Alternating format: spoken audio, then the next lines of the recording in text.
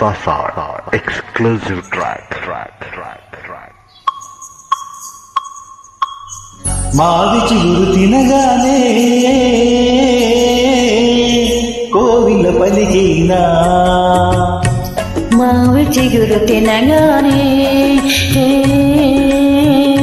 కోవిల పలికేనా, కోవిల గొంతు వినగానే మావి చిగురు తొడిగేనా, కోవిల గొంతు వినగానే మావి చిగురు తొడిగేనా, ఏమన్నో గాని ఆమని ఈవని, మావి చిగురు తినగానే